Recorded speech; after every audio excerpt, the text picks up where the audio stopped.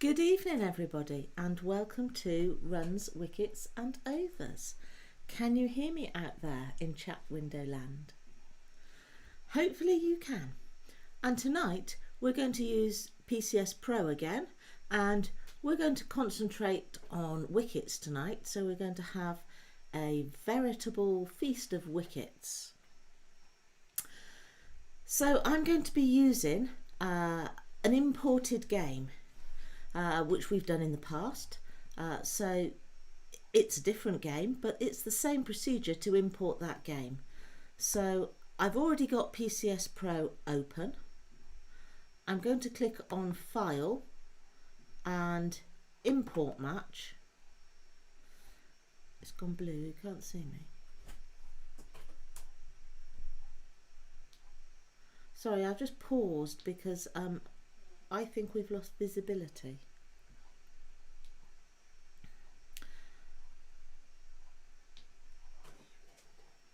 So bear with us. Last week we lost everything. This week I believe we have sound, but I believe we've lost picture. I can still hear you, so just keep that. Okay. So at the moment we are trying to get the picture back on screen. Yeah, thank you, Lynn. I have disappeared. Oh, I've just come back again. That's looking good. So what I was about to do is to import the match that I put in the blurb underneath the video information in YouTube. If you don't want to import that match, then it doesn't really matter because we're not going to do a great deal of scoring today. We're going to record a lot of wickets. So it doesn't matter who's out and who's taken any of the catches or affected any of the fielding. You can have whatever game you like open on the screen. So I'm going to import my match that you might be doing as well. So I've clicked on File and Import Match. I've browsed to where I stored that game. It's asking if I want to overwrite my local copy because I've already used this game as a practice for today. So I'm going to click on Overwrite. You shouldn't get that box, but you will get this one that says where has the source come from, and as usual we can trust the source because I did score it a couple of days ago. So if you click on yes, it will import the match. I'm then going to click on Open Match Now. So this game opens with the scratchers playing the notchers as usual. The scratchers are 65 for 5 off 6 overs. They've already had quite a batting collapse, but they're going to have a bigger one because we're going to score some more of those wickets that you can see in the scorecard. Now, you might not have the scorecard open, it depends on your configuration, but down here in the bottom right hand corner, I've got the scorecard open, and you can see that Glenn Taylor, the opening batsman, has been run out, Theodore Miller was caught, William Brown LBW, Maxwell Wilson run out, and Finley Robinson was stumped. And we're going to record all those types of wickets again so that you can see how they're done. Now we do need, if you're using the imported match, we do need to click on Start Play because I put a drinks break in just so that there was a pause in play and a reason why play had stopped before we were going to pick it up now. So I'm going to click on Start Play and confirm the opening bowler or the continued bowler as Charles Lambert. And I'm going to just add a run to the score sheet purely because I'd like to get Sumon Das off strike, and you'll see why later. So I'm just pressing 1 to get that particular batsman off strike. So I now have Henry Davis on strike. Second ball of the over. He's going to be out LBW. So a really straightforward, easy wicket for us to start off with. All wickets are recorded by clicking on the red wicket button that you see on the left hand side of the screen. And when you click on the wicket button, you'll get a dialog box coming up on the screen, that will ask you all the questions that you need to do with this dismissal. First of all, it's asking us which player is dismissed, and usually that's the striker, but not always. There are a few occasions when the non-striker could be out. So you can, if you want to, change the player dismissed to the non-striker by clicking the down arrow. But for an LBW, obviously, it's the striker who's out. The dismissal type, again, a drop-down box, has all the dismissal types you'll need in there. And court is at the top because apparently it's the most popular dismissal. Not as in people like it, but it happens most often. The most frequent dismissal, maybe I should say. So we would just change this to LBW. Before we confirm our LBW, if I change that back to court just for a second, you'll see that the other boxes are open up for you to put something in. Anything with a red star against it is compulsory. So for a catch to be taken, you need to name the primary fielder. We will do a catch a bit later on, so I will show you what to do if you don't know who caught the ball. We have a series of assistant fielder fields, and those are for scorecard information only. So the person that you put in primary fielder is the one who is attributed with effecting the dismissal. So who would you like to attribute as taking the catch? That needs to go in primary fielder. Or if it was a run out, we'll have a discussion later on as to which one should go in primary fielder, but who are you going to accredit the run out to goes in the primary fielder box.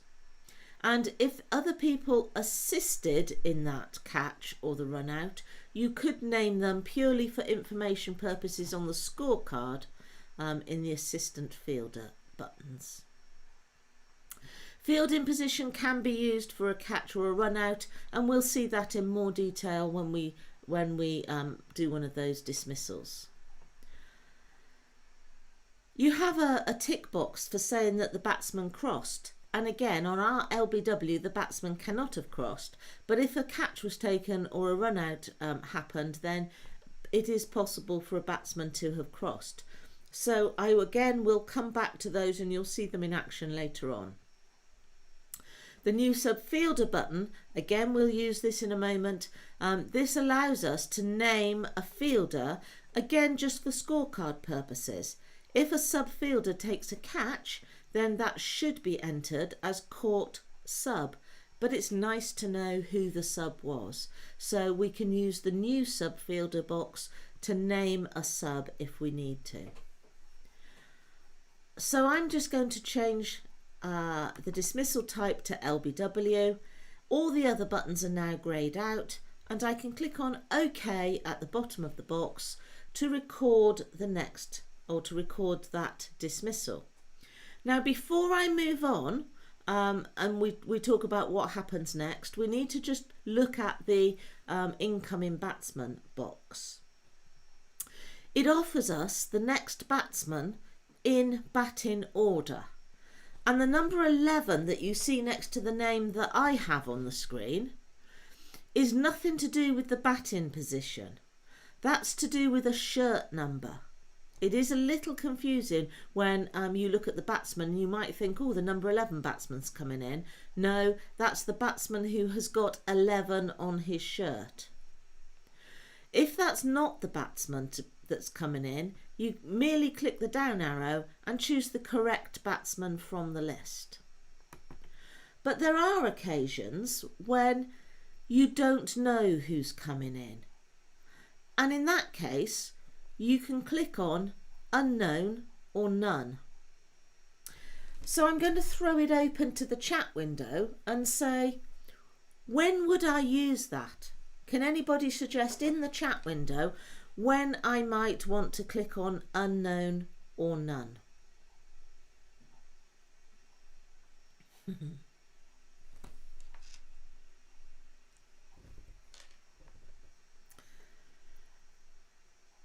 And while you're adding that into the chat window, which I hope I will see in a moment, the poor duck on the screen, very sad because our batsman scored 0. So behind the duck, we can see that the scoring panel is now greyed out. So we can't score at the moment because we didn't say who the new batsman was that was coming in. Okay, I'm getting some answers. There's a slight delay on our feed. So Andy says, when a wicket falls at the end of a day, excellent. That's a really good one. So in a multi-day game, your batsman is out. There's no more play. So you don't want the new batsman's innings to start until the next day. So that's a really good one. Richard says, a break in play for lunch or tea. Yes, I agree with it. Use none if the team doesn't have one. Yes, actually, Paul, that's a valid point, because at the end of the game, you might not have any more batsmen to come in. Usually, the software will know that and they will say your team is all out. But if you haven't got the full 11 or the full number of players in your team, then you could say none. Alison, if your wicket falls before lunch.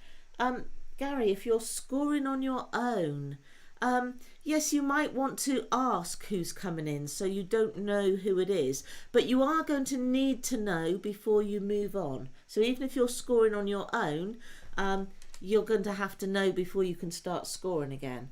And Lynn, yes, if the wicket falls on the last ball of the innings, so it's not the 10th wicket to fall, but it is the last ball of an innings. You've run out of overs. And again, you don't want to credit that batsman with having stepped onto the field of play. The next batsman's innings never starts. So you click on unknown or none, and the next batsman will not come in. Now, if play continues, so I could have put a break in there as well. So let's say that happened at the tea break, rather than the end of day or the end of an innings. As soon as I click on start play, now before I put the break on, that button said set batsman. So to resume, I either click set batsman or start play, same button, and it just gives me back the incoming batsman box, and I do need to select one before I can carry on. So we will select Leo Taylor as the next batsman and click on OK.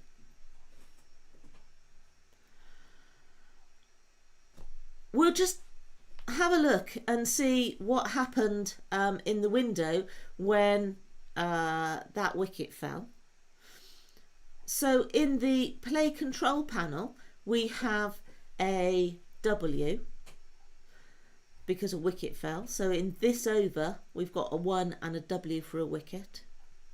If you look in the ball by ball panel, if you have that panel open, then if I scroll across to the right hand side, there is a column for wickets, and it tells me that this was an LBW. And if there were fielders involved, if I scroll across further, it would have told me fielder names and lots of other things to do with the event. But with an LBW, we don't need that. So I have LBW in the scorecard. It says Henry Davis was LBW and his details. In the fall of wicket section at the right hand side of the scorecard, it's showing as the 6th wicket, which is correct, 6 for 66, Henry Davis, and it happened at 6.2 overs. And the other place that it's good to see it is in the partnership tabs at the bottom. Now, I have a partnership tab. You may not, depending on your configuration.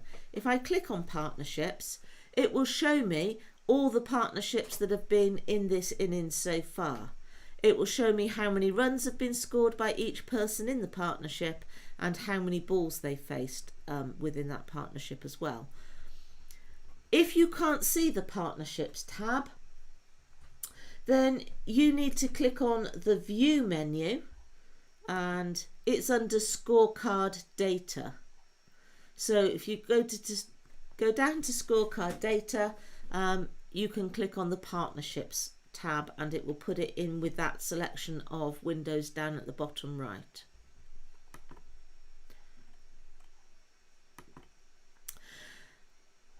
Henry Davis will be attributed with a time for his dismissal.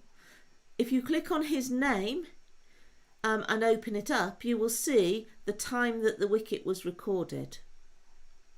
So that happened at 1909. Normally, the next batsman in is attributed with the same time as the batsman was out, which we could open a discussion on. Law 25.2 talks about the commencement of a batsman's innings, and normally a batsman's innings starts as they step onto the field of play. But play cricket puts the time of the incoming batsman at the same time as the outgoing batsman, except that we didn't bring this player onto the pitch until a few minutes later. We marked him as unknown at first and actually said that he stepped onto the field of play at 1913. Now, it may be that we're the scorer for the notchers, not the scratchers, and our colleague has given us the wrong name. Or maybe, as somebody said in the chat window, that we don't know who the incoming batsman was, so we were calling out to other players to try and find out who that was if we were scoring alone, and we've been given the wrong name. So that in fact is not Leo Taylor who is batting. We've just discovered that it's Oscar Williams. So we don't need to undo the wicket. We could undo the wicket, but that would affect the time that the wicket fell, which is not a good thing to do. So the easiest way is to click the down arrow in the batsman's name and change it to the correct batsman. So I'm just going to click the down arrow on the striker and choose Oscar Williams. Now, this is a wicket recording session, so there are going to be a lot of wickets and not many runs. So very next ball, Oscar Williams is stumped off a wide. So we've had an easy wicket, so you can guarantee that there won't be any further easy wickets for a while. So Oscar Williams is stumped off a wide. So let's click on the red wicket button. We will change the dismissal type to stumped, and it automatically puts the wicketkeeper's name in as the primary fielder. If that isn't the wicketkeeper, and it has to be the wicketkeeper that has affected the stumping, but if there has been a change of wicketkeeper, or you selected the wrong wicketkeeper in the first place and this man is not the wicketkeeper, you can click the down arrow and choose somebody else, but it will be a very rare event. If the wicketkeeper changes part of the way through, then you can edit the wicketkeeper in the match setup details. We looked at that in our editing session. So it's automatically allocated the wicketkeeper to the stumping and put the wicketkeeper in the fielding position, and that's greyed out because it has to be the wicketkeeper who affects the stumping. But underneath the fielding position at the very bottom of the box is a really important button. It says end ball brackets 0 runs/extras, and we need to untick it because this stumping happened off a wide, so we don't want to end the ball with no runs or extras. We need to record an extra. Most dismissals don't carry runs, so your bowled, your LBW, your caught, there are going to be no runs, so this button is ticked by default. But if we untick it and click on OK, then the wicket is not recorded until we record either some runs or some extras. Our wicket button has gone yellow to remind us that we are in the moment of recording a wicket. and that we need to take action. Whenever something is yellow, we need to take action before we continue to score. And the action that we must take is to record the wide. So we simply click on the wide button. And then it brings us the incoming batsman box, in which once again we will select Leo Taylor as the incoming batsman.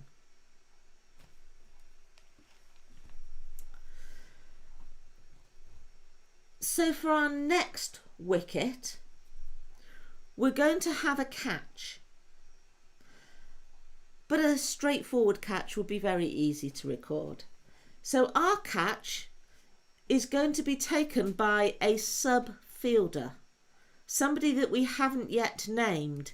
We didn't name him as 12th man.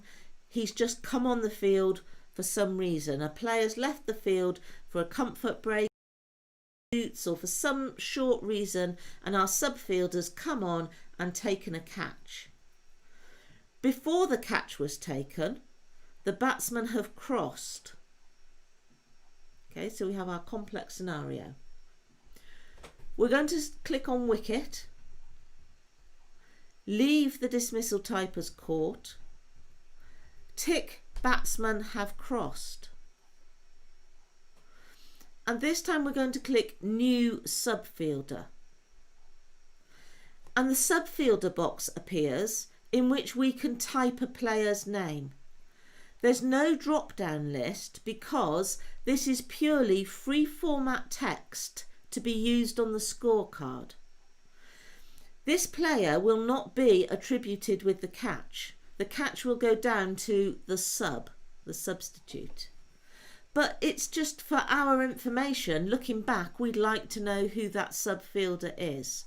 So the person will not be added to the team. They will not be accredited with any fielding. So let's bring on the England test captain. Let's bring on Joe Root, because he's got a really good short name to type. So in our game, sub-fielding for the Notchers, we have Joe Root. You can type in any name you like in there. And then I'm going to click on fielding position. Fielding position is optional, but sometimes it's nice to know where the catch was taken. And some coaches will like to know where the catch is taken. And there are fielding reports that you can pull off that will tell you that. So you can look at a batsman to see where does he get caught frequently. Or you can look at generally your team, where do they take catches? So maybe where do they not take catches? So I'm going to say this one was caught at third man. It's got to be far enough away for them to have crossed before the catch was taken. There is a long list of fielding positions. And bowler and wicket keeper, which are probably the most popular, are at the bottom, but it's easy to just scroll to the very bottom. So I'm going to stick with third man and click on OK. And this time we will accept Lucas Evans as the incoming batsman.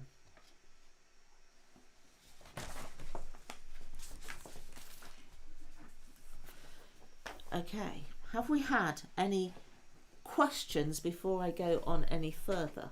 I've seen a few of them. Just click the V to the right hand side of the batsman's name. Can you change one of the batsmen if you select the wrong one, said Richard. Yes, and we demonstrated that. Lynn Martin, the drop down box brings up other players. That's exactly right. Paul Topless asked, if the game is over, does not PCS end the match and not give you an incoming batsman? It depends on how the match is ended. If you're playing limited over cricket and the software will know that you've run out of overs, then yes. But if there's a timed game, you might not know that this is now the end of the game. So if it's, say, a multi-day game and you're into the last hour and they've decided to shake hands, they've decided it's going to be a draw and they're going to shake hands and accept it as a draw, then you might need to end the match manually. in which case you want to say that no batsman came in.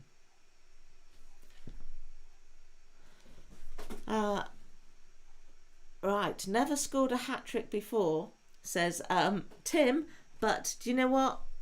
We've just had a hat-trick. So in the innings notes, you can see that it says Charles Lambert hat-trick, and it gives his bowling figures at the time: 3.3 overs, no maidens, 32 runs, 3 wickets.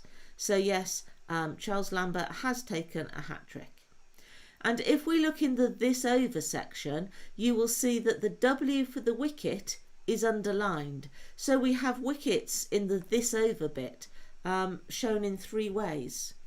Luke, yeah, that's it. Go back to the display. So the first wicket was just a standard wicket and is shown as a W. The next wicket, so that was the LBW. The next W is for a stumping off a wide, so it's shown as a big W for wicket plus a little W for wide. And this third wicket, which is the catch where they crossed, is underlined to show that the batsman changed ends. They are at unexpected ends. If I look in the ball by ball panel, if you've got it open, you can see that it says 0 runs, and that's also underlined.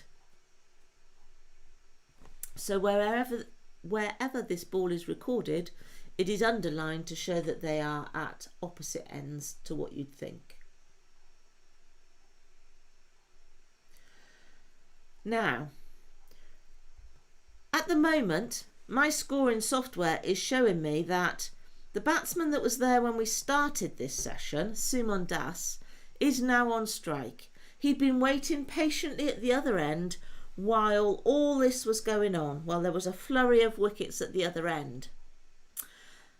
But actually, now you look at it and you double check, because they crossed on the catch. Hopefully, all good scorers are double checking who's on strike at this point, making sure that your software agrees with the person that you can see. Sumon Das is not on strike. More worryingly, he's not at the other end either. The person at the other end is Maxwell Wilson. Now, sorry, the person not on strike is Maxwell Wilson. If I look in my scorecard, according to the scorecard, Maxwell Wilson was run out. And if I look in the fall of wickets, he was run out at 4.2 overs. And when a run out occurs, it's really easy to put the wrong batsman out. It's not always the person who faced the delivery that is run out. But it's automatic with the software to put the striker in as the person being dismissed. And if you're busy recording everything, you might not have remembered to switch that to the non-striker. So now we've got a bit of trouble. Now we're in over 6.3 and we've got the wrong person out in over 4.2. Now, we can do something about it without doing undo every ball back to 4.2, which would be fairly disastrous.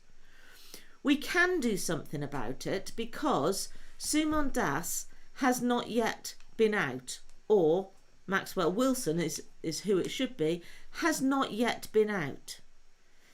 If this player had subsequently been out, then we couldn't change it. But because he hasn't yet been out, we can change it. And I'll just show you the difference between the two. We have a run out of Glenn Taylor, who was the opening batsman. If I look in my fall of wicket section, Glenn Taylor was run out in over 2.2. So if I attempt to change it, I go to edit, I select the delivery that I want to edit, so I'm going to go over 2 and ball number 2. It does come up with the fact that a wicket fell and they scored a run off this delivery. And if I click the yellow wicket button, and I try and change the person who was out, I cannot.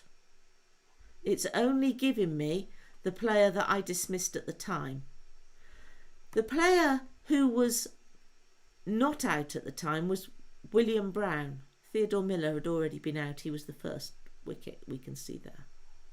So William Brown was batting with Glenn Taylor, and he has been out LBW. So we cannot change this one. So I'm going to click on cancel. But if I go to over 4.2,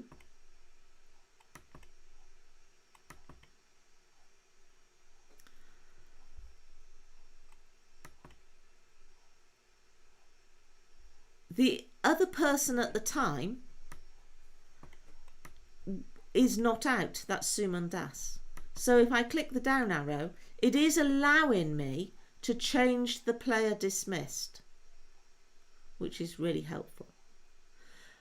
But before I do that, I just want to check what's happened in the ball by ball window. So Maxwell Wilson faced the delivery, and Finley Robinson, who was the incoming batsman, faced the next delivery. Now that's quite important, because we need to make sure that Finley Robinson is still facing the next delivery after everything we've done. So I'm going to click on the player dismissed as Suman Das, and I'm going to click on OK. Does give me a warning because we're making a fairly major change, and Suman Das has only faced 3 balls in our scorecard since this run out happened, and it's asking if we want the 3 subsequent balls reassigned to Maxwell Wilson, and we do. I can't really think of a time when we wouldn't, but that option is there. If we say continue without reassignment, then Suman Das will be left in the scorecard as facing some deliveries after he has been out, which is incorrect. So I'm going to click on continue, which will continue with reassignment. And the system is trying to autocorrect my information. So this was where I said it was really important to make sure that you have the right person on strike after the delivery. So originally, the next batsman on strike was Finley Robinson. If I accept autocorrect, then it's going to change my next batsman to being the person on strike. So my new not out batsman, which is incorrect. So they must have crossed. So I'm actually going to click on continue without autocorrect, and you can see that at the end of my autocorrect I would end up with Oscar Williams and Finley Robinson as the 2 batsmen currently in, and that is wrong. If you remember, Suman Das was listed as in, so therefore I need Maxwell Wilson to be listed as in. So I'm going to click on continue without autocorrect. And now I have, I'm going to click on the yellow edit button to come out of edit. And now Suman Das is the person run out by Noah Burns, and Maxwell Wilson is not out 14. So that's a fairly major edit that we've done. It's really useful, but you can only change the person who was out if they haven't subsequently been out themselves. So let's now record a run out of our own. We've seen those 2 and we've amended them. So we have Lucas Evans at the non-striker's end. So he's going to be run out at the bowler's end, at the non-striker's end, attempting a second run. And the ball is going to be thrown in from the boundary by our subfielder who's still on the field of play. And the ball will be caught by the bowler who will take the bails off. So the bowler is Charles Lambert. So let's just go through that scenario once more. Our non-striker is run out at the bowler's end, attempting a second run, with the ball thrown in from the boundary by Joe Root to the bowler Charles Lambert, who knocks the bails off. If you've got the fielding panel open, you will see that it says sub Joe Root at the bottom of the fielding list, because once we've typed the name in, it remains for the rest of the innings. So I'm going to click on Wicket, and this is where you have to remember to change the person on strike immediately. So although not the person on strike, the person who is dismissed. So the striker is Maxwell Wilson, but the player dismissed is the non-striker Lucas Evans. So I click the down arrow and choose Lucas Evans. And now, if you click the down arrow in the dismissal types, I'm limited to 3 types of dismissal. 2 forms of run out and obstruction. So those are the only 3 ways that the non-striker can be dismissed. So run out we are going to do. Obstruction is you put it in exactly the same way as run out. But run out backing up means that the non-striker was out of his ground as the bowler came up to deliver the ball. And the bowler, instead of delivering the ball, knocked the bails off at the bowler's end, appealed, and the non-striker was given out backing up too far. A lot of people call that mancad, due to a famous dismissal of that kind, and that was the name of the player involved. But it should be called run out backing up. Now, a run out backing up does not happen on a delivery. It happens before a delivery. So if you record it as run out backing up, it will put it in as an event, but not as a ball bowled. So we'll stay with our conventional run out. So they had crossed going for 2 runs.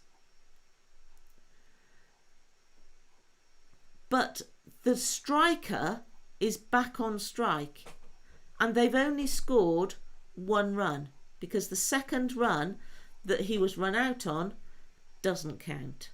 The first one does. So we're going to, in a moment, record 1 run, but we will have our original striker still on strike. So therefore we need to tick this box here to say that the batsmen have crossed, so that we get the striker back on strike. Now, we could spend a long time discussing who the primary fielder is, but we'll save that for another day, mainly because we can't have much of a discussion. It's me talking to you. You can chat back in the chat window, but we can't have a good old discussion on it. What you will see in the media is that the ground fielder will be credited with the run out. So they will credit the subfielder who was over on the boundary and threw the ball in. I'm going to put the bowler in as well, and I'm going to leave it up to you which way round they go. So the primary fielder, remember, is the one who gets the credit. And actually I'm going to change them round. Most people will credit the outfielder. However, doesn't matter how good the fielding was over on the boundary, or how good the throw was that came back to the bowler, If the bowler hadn't caught the ball and taken the bails off, there would be no run out. And it's really difficult, I think, for the scorer to make a decision on this. And we have no guidance at all because these are statistics only. It's not part of the laws of cricket. The laws of cricket don't care who catches a ball, who affects a run out. It's pure statistics. And so we get no real guidance on it. And for a scorer to have to decide who did the best bit of fielding. So if the outfielder made a really bad throw and the wicketkeeper makes a fantastic dive and takes the bails off, are you going to credit the wicketkeeper this time and not the outfielder? Okay, I don't think it's fair to make the scorer make that decision. So my easy answer is whoever takes the bails off has completed the run out. They've made the run out happen. So therefore I am attributing it to the bowler Charles Lambert. But if you see it in the press or you look in Wisden and look at previous statistics, you will see that most of the time the outfielder will be credited with the wicket. We don't need to add Joe back in as a new subfielder because he was added before and stays in the list for the remainder of the innings. If you want to say where he was when he threw the ball in, was he still at third man, then you can. But another important thing, we have to remember to untick the end ball because they were going for a second run. So we need to record the one run that they got before the run out occurred. So that's a lot to put in this box and to consider. Having finally done it all, I'm going to click on OK. Our wicket is yellow again, reminding us we have to do something. We need to record the one run. So we click on one run and it's asking us who the incoming batsman is. And you know what? There have been so many wickets going on that nobody's ready. Nobody is ready at all, and I'm just going to click on unknown to clear the box for the moment.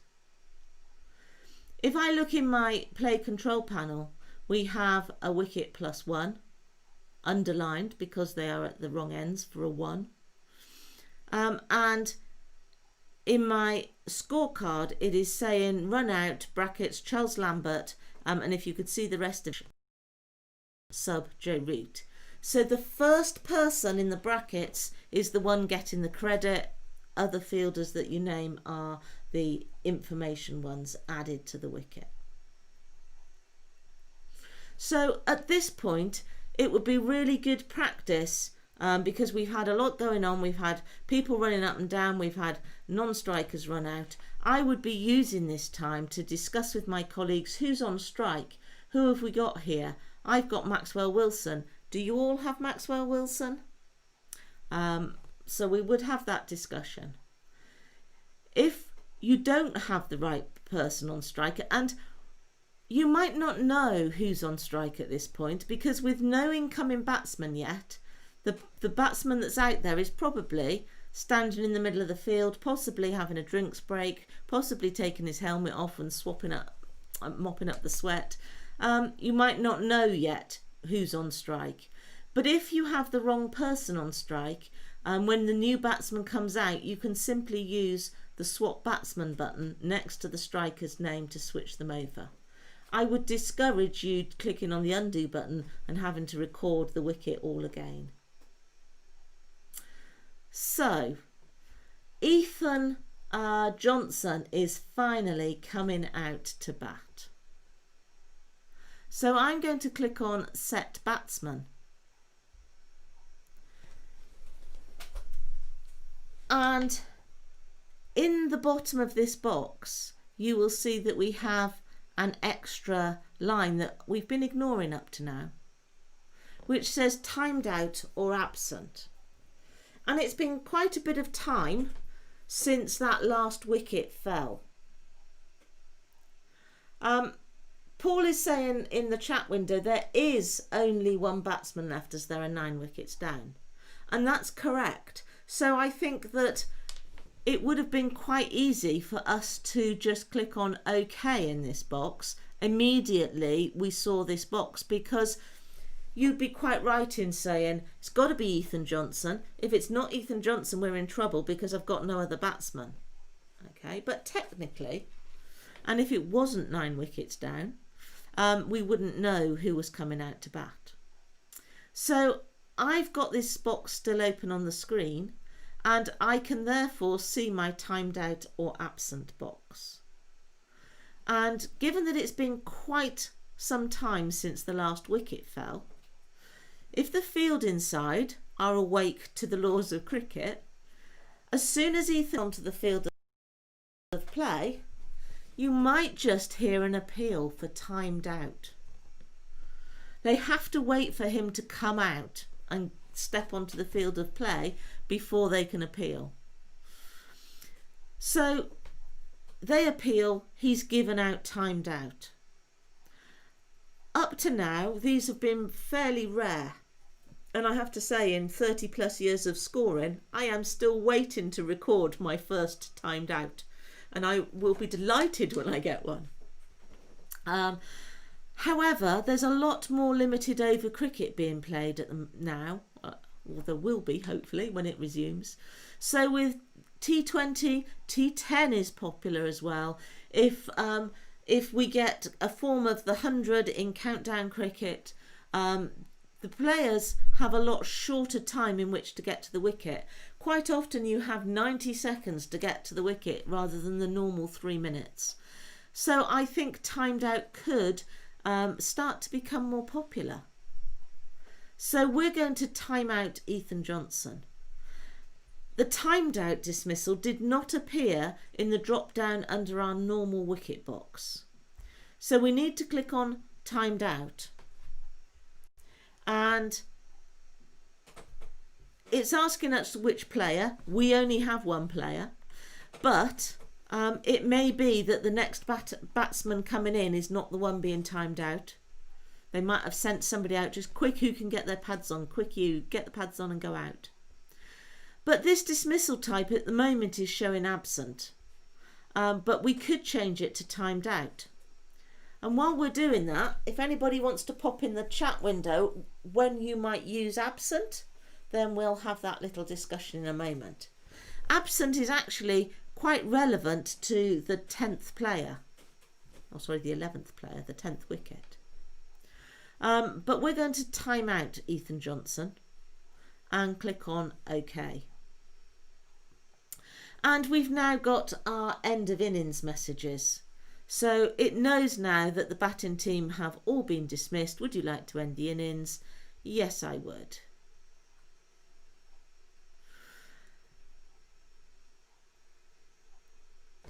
I'm just going to have a pause and wait for the chat window to see if anybody can give me any idea where you might use absent.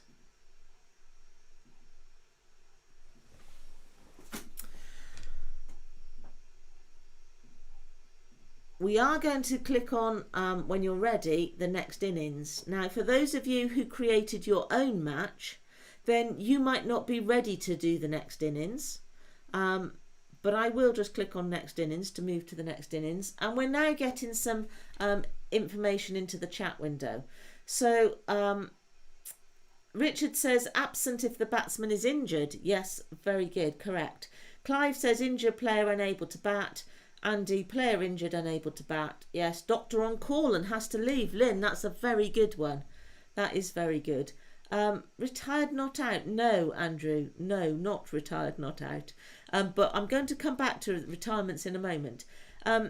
Yes, so if we have a scenario player who is ill or injured, oh, sorry, actually, when Andrew says retired, not out, yes, he might have been retired, not out earlier. Andrew, you are correct.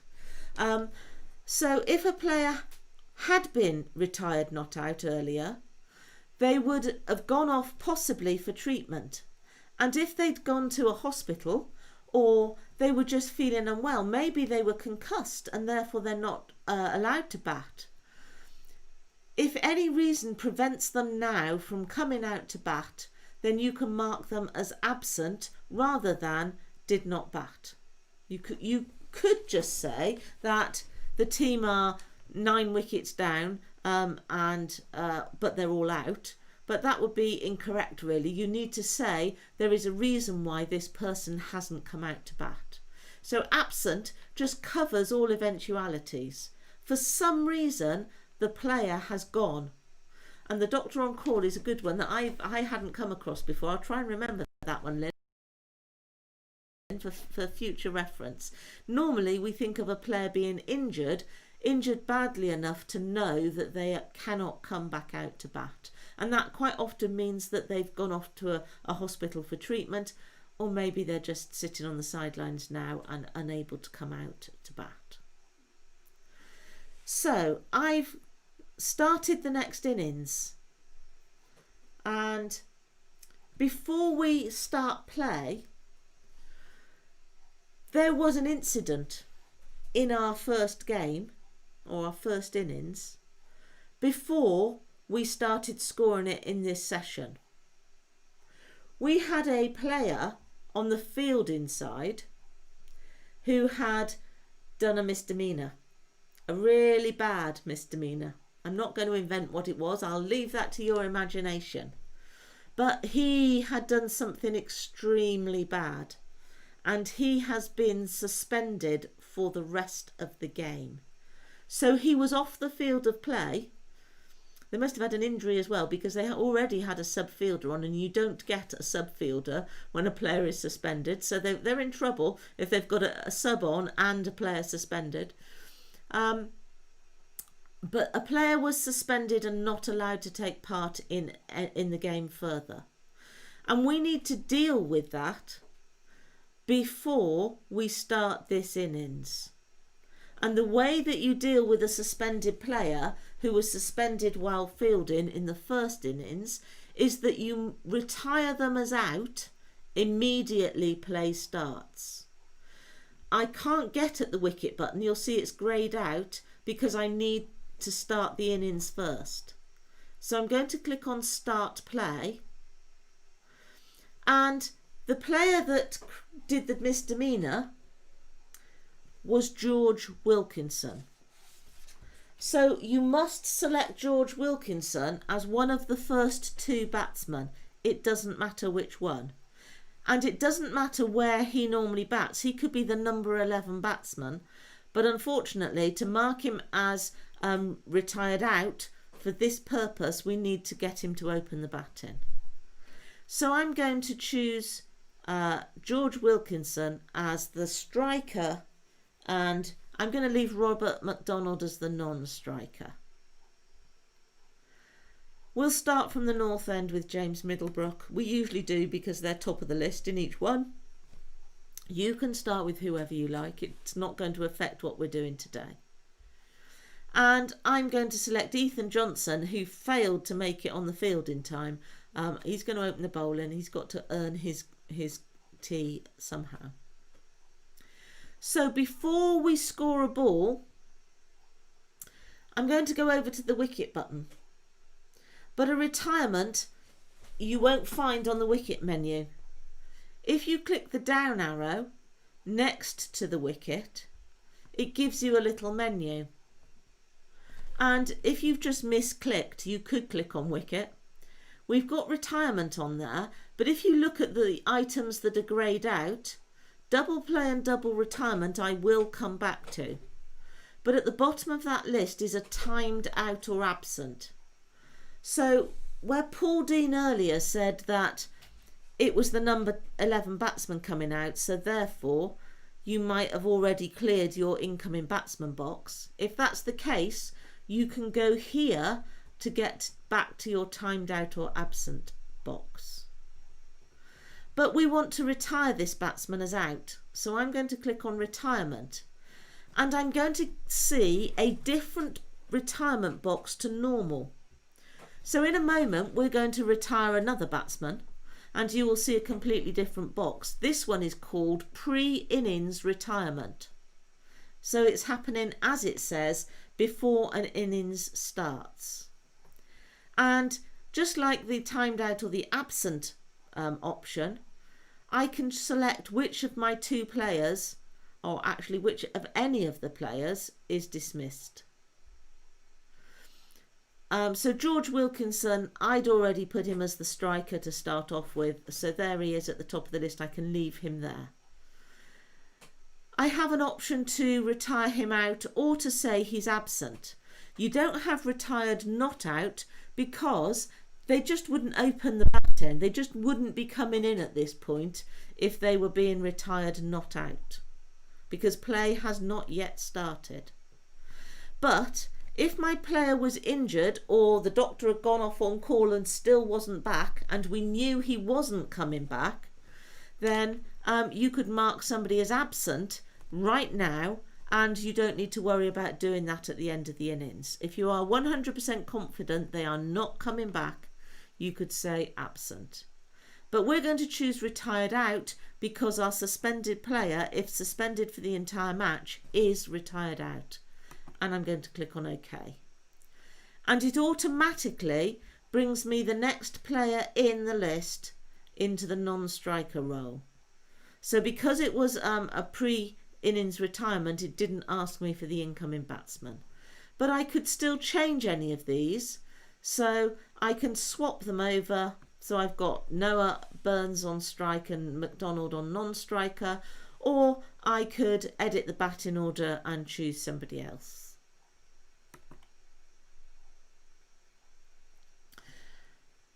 We're just going to start the game going because otherwise we get too many wickets in a short space of time. I'm just going to click on ... 1. You can actually click on any runs you like because it's not going to affect what we do, but I'm just going to put some runs on the board. And in setting off for this run, the run that we've just scored, Noah Burns has pulled a hamstring. It's a very eventful match, this one. So he's retiring because he is injured. But we don't have retired hurt that you see in the media. Retired hurt does not exist in the laws of cricket. You are either retired out or not out. And if you retire for injury or illness, you are retired not out. So I'm going to click my down arrow by the wicket button, choose retirement, and choose which of my two players is retiring. It's Noah Burns. And this time I'm going to choose retired not out. So you can see that this box for a normal retirement is different to our pre-innings retirement. One really important tick box we have here is add to previous ball. Now, our retirement happens after the single has been recorded. So they scored the run. As a scorer, I saw them run and I recorded the run. But then there was a bit of discussion out on the pitch. Maybe a physio came on and had a look at the player, and eventually the player went off. It's very rare that somebody would retire from illness or injury before you've recorded the ball. So I do need to add this to previous ball. However, if I was a very nosy scorer, I might not have yet put the single into my scoring system.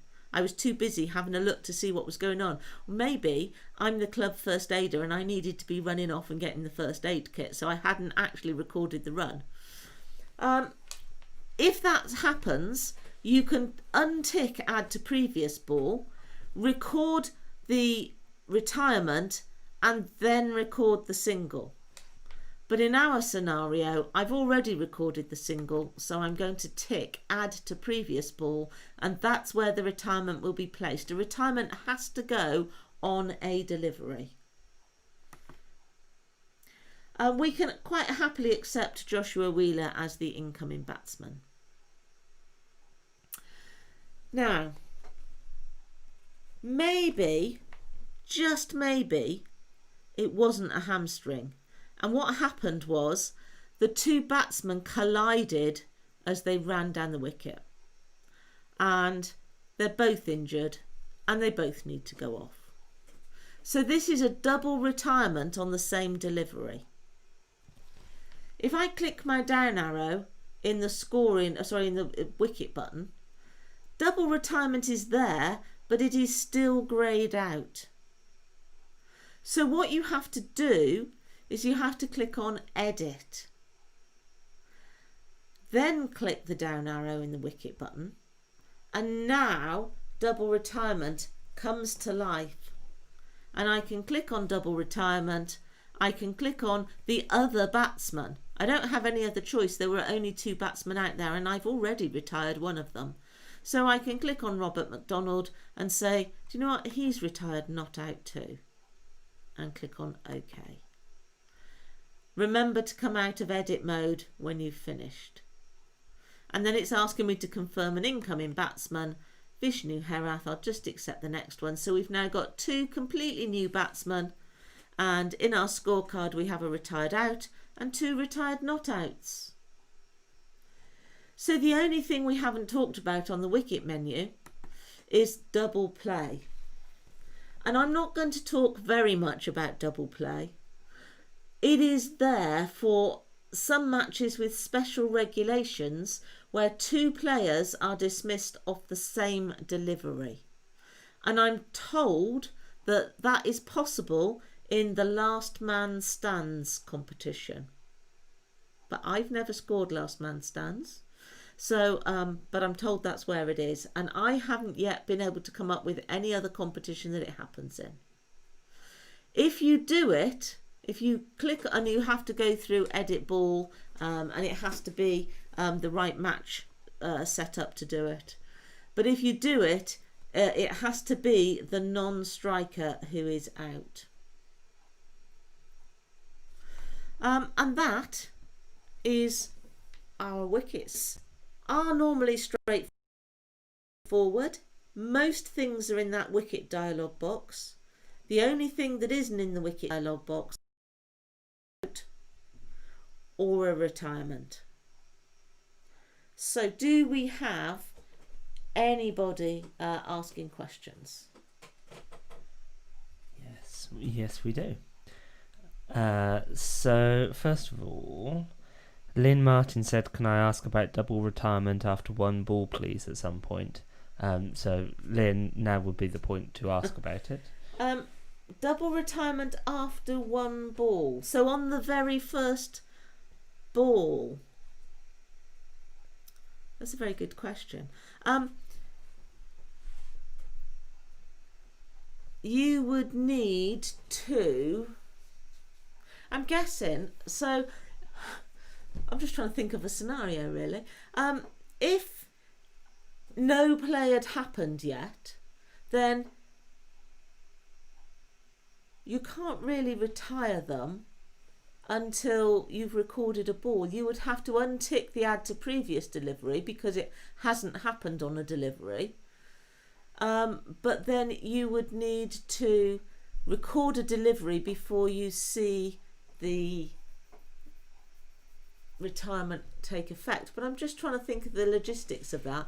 I suppose if they've taken the field of play, technically their innings are started, because I'm just thinking if it has happened before a ball was delivered, then has their innings started? And I guess if the umpires call play, technically their innings has started and therefore you would need to retire them. Otherwise, you just swap out who the batsman is. You change the batsman.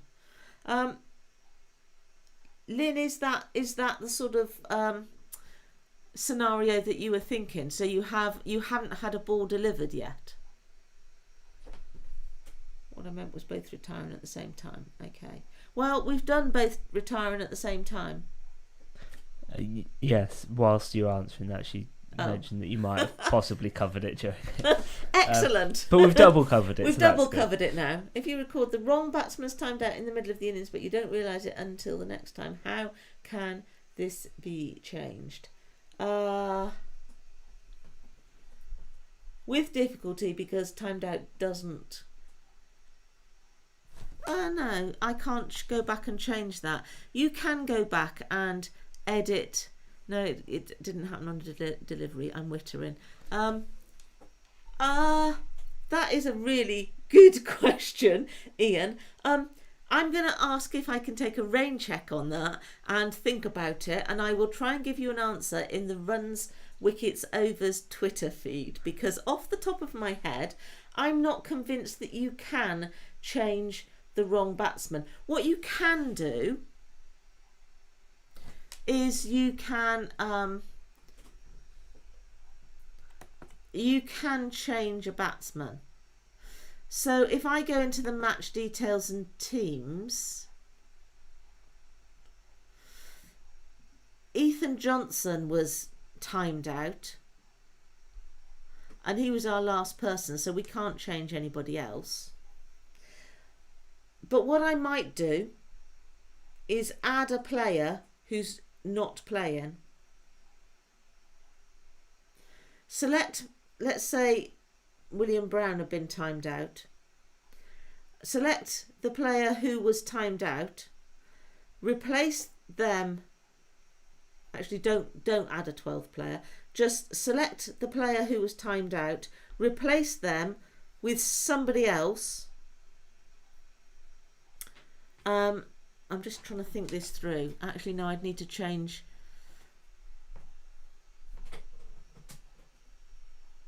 You'd need to change. Yes, then you could select. Actually, no, you wouldn't even need to do that. I could just, if the other player hadn't batted, I could just select this player and replace them with somebody who hadn't batted. Or I can swap them out for a player who's not playing, move that player around so that they then I would have to take out a player if I've marked the timed out batsman. It gets really complicated. Marked the timed out player as out in another way. I'm not sure I would have done that because hopefully I would have seen him bat. So I'm unlikely to be now trying to record a player who hasn't changed, has already batted. So yeah, I would select the player and click on replace and replace them with somebody who hasn't yet batted. There you go. I think that's my answer. It's very complicated. JJ Smallpiece is trying to set up his Windows to get the scoreboard like you've got it, and he's having issues where he just gets a bright green box. He's asking if he's got a graphics card problem or if he needs to connect a scoreboard for that. No, and I would be very surprised if it was a graphics card problem because it's a really small display. But it depends what you've got in your scoreboard window. I'm assuming your green section is where I see my main scoreboard, and you can click on the little cog and you can change your scoreboard to something else. So if you change it to something like live streaming, I've now got a green box there because I don't have a camera connected to me. So if that's what you see, JJ, then that's great, because all you need to do is click on the cog and go back to the main scoreboard. So under type, I'm going back to I can't remember what I had, a large screen, a medium screen. That wasn't that one. I think it was the medium. Yeah, that was what I had. Michael Turner asks, if you've put a batsman in and then discover he's timed out, can you correct that? Yes, as long as no play has taken place. So if you had just accepted the incoming batsman box, you're waiting and you're sort of saying, oh, I expect it's going to be our regular number 7 coming out. You then just click on the wicket button and the timed out, and it will change that batsman. In fact, let me just try that now. So let's have a normal wicket. Let's have a straightforward one, LBW, okay. And I'm just going to go, oh yeah, Jacob Smith always bats next. He's bound to be him. That's fine. So I've had an incoming batsman, and then you wait around for 3 minutes and decide that it's not him, or he's now timed out. So if I go to timed out and I say it's Jacob Smith and OK. I've just accepted the next incoming batsman. So Jacob Smith, I didn't change it, did I, from timed out to absent. The box defaults to absent, but you can see the principle. And Jacob Smith then has no times against him as either absent or timed out. So I'd put him in, but I've now subsequently changed him to timed out. Hopefully that answers Mike's question. Any other questions? I haven't seen any other questions. Jumping back quite a while ago to when you were talking about who you assign the wicket to if it's a run out involving a fielder and a wicket keeper. Yes. Malcolm Doody said ACO training is always whoever takes the bails off. Yes. And that was sort of agreed with by quite a lot of people. I just wondered if you had any further thoughts on that topic. No, but I totally agree with that, because I don't think a scorer should be making that sort of decision. And it's really hard to say, give the run out to whoever you think did the best bit of fielding.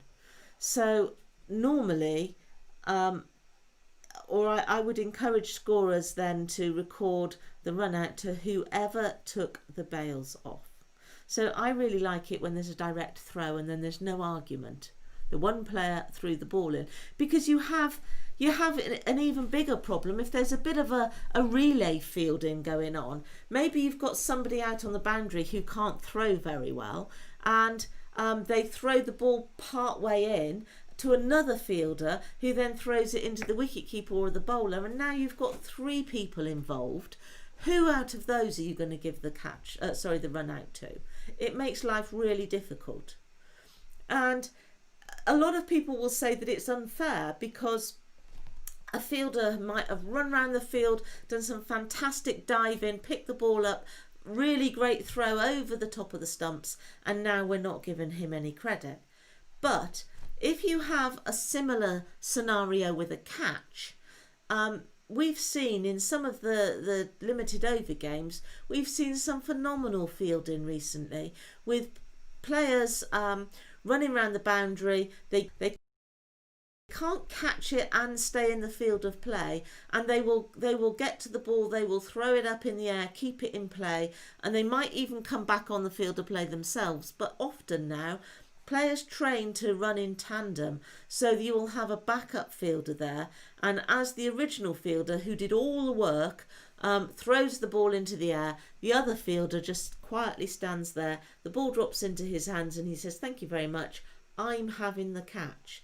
And you have to give that to the person who caught the ball. So why would run out be any different? It's the person, for me, who takes the bails off, because they actually make the run. But traditionally, the media will credit the outfielder, and so will a lot of clubs. And if you start attributing it all to the wicketkeeper or the bowler, I guess you're going to have a lot of fielders questioning your scoring. But you make that decision. That is one decision that unfortunately you're going to have to make as the scorer. So I take all the judgment out of it and say, let's just go with who broke the stumps. Okay, I hope that answers everybody's questions. I'm just having a look in the chat window and say thank you all for joining us on a beautifully sunny evening. Thank you very much and good night. And I'd just like to remind everybody that there's another episode of Cricket Scorers Untitled Out that's available on Apple Podcasts, Stitcher, Spotify, and all the usual places. And we have, this last episode, had an interview with some people who you might have spoken to on the chat today.